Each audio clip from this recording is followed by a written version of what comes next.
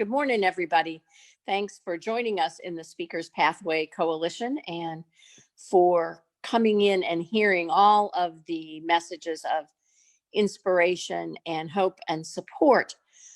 If you are like me, you need as many of those kinds of messages as you can get, and I am happy to share mine this morning. I want to talk a little bit about the heart's voice. And first to reflect, what a noisy world we're living in these days. We have so many voices and so many messages coming at us that it is really hard to sort out what to listen to, what's true, how deeply to let it affect us, and just where we are and where we stand in the noise. What I know is that many of the voices that are coming at us are voices that do not serve us. And so it's important for us to be able to sort that out, to sort the chaff from the wheat, as it were, and begin to get in tune with the kind of voice we need to hear and the kind of voice we need to speak in to be in a better, more loving, compassionate place in the world. And I call that the heart's voice. The heart's voice to me is the voice that is placed deep within us from the moment that we are created. The voice of truth, the voice of authenticity.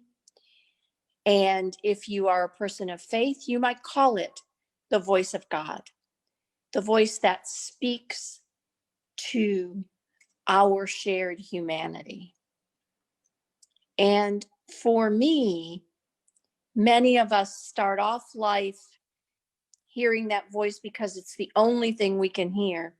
And as our life becomes more experienced and more layered, we hear lots of other voices that sometimes distance us from that voice deep inside us, that voice that really speaks our truth, our meaning, and our purpose.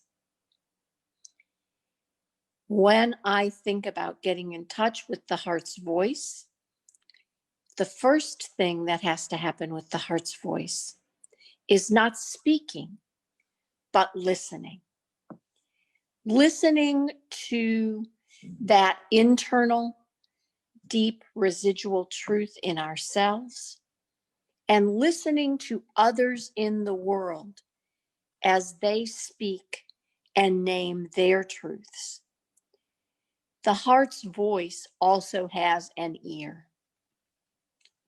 And the ear of the heart is an ear of compassion, an ear of connection, and an ear of creativity.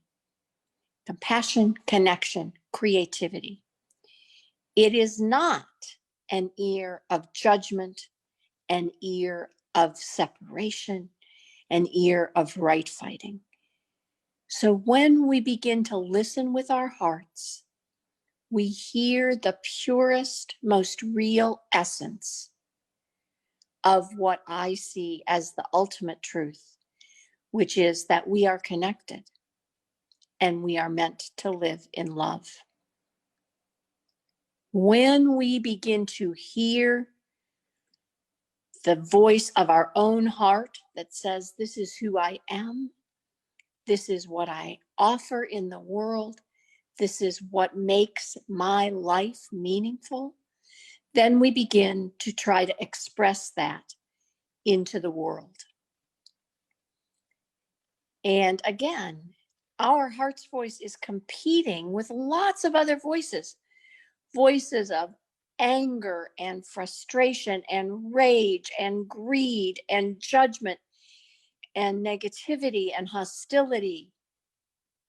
Our heart's voice cannot outshout all those other voices. It needs to come with quiet command from its own certainty. When we are able to speak that into the world, we begin to heal the divisions and the destruction that have been foisted upon our world. The heart's voice is a voice that speaks in the collective and the connected. The heart's voice is the voice of we rather than the voice of I or the voice of you. The heart's voice is about we together. When we use language, talking to ourselves, talking about ourselves, and talking to other people, that comes from that compassionate place, that uses words that unite, words that affirm, words that appreciate, we begin to speak in a language that brings us to a better and more resolved place.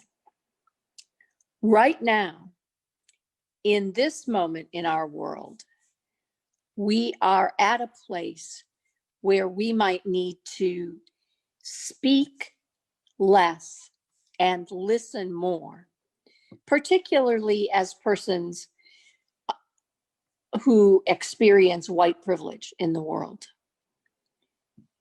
The voice of Black, Indigenous, and people of color in our society has been largely silenced and has found a platform in the last few weeks. Unfortunately, that platform has come as a result of tremendous pain, pain that has been born for centuries and has risen up and been plastered over, ignored, contradicted. Our heart's ear needs to listen long enough to the pain that we are hearing, that it can feel heard, respected, and affirmed. Only when that happens can we begin to speak the words of connection, of unification, of justice, of community. And we speak those together. We speak those not from a position of some of us have the answers and others of us don't, but a position of reflecting and respecting all perspectives as we move together to a safer, more just, more equitable world. We can't do that unless we're speaking from the heart's voice, the voice that is authentically us, the voice of truth, the voice of compassion, the voice of understanding, the voice that says every one of us has meaning, worth, and purpose. And when we recognize that in each other, and when we speak from and to that place, we can have genuine connection. It isn't rocket science, but it does take an effort because we have become conditioned to the voices that are not the heart's voice. We have become accustomed to hearing voices that come from agendas that are not heart-centered agendas, that are not just agendas, that are not equal agendas.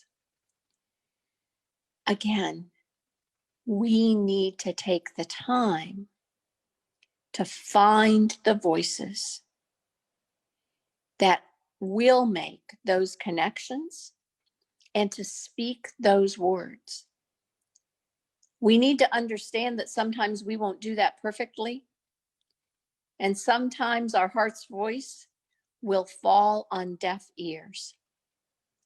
But the heart's voice needs to be persistent as well as powerful. And to understand that the power in the heart's voice is not power over, but power with.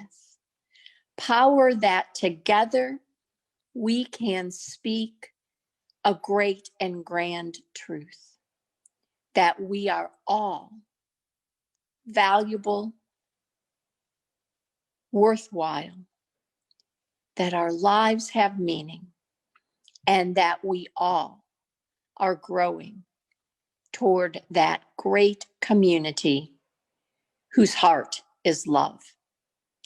So I encourage you to speak and listen with your heart's voice. If you want to learn more, you can join me at www.masterfulmessaging.com. And in the coming weeks, you can join me when I will be launching the Heart's Voice movement, encouraging everybody to come together with the speaking and listening that allows us all to live in love. I hope this message has inspired, encouraged, and supported you, and that we'll be talking more together, all of us, from our heart's voices.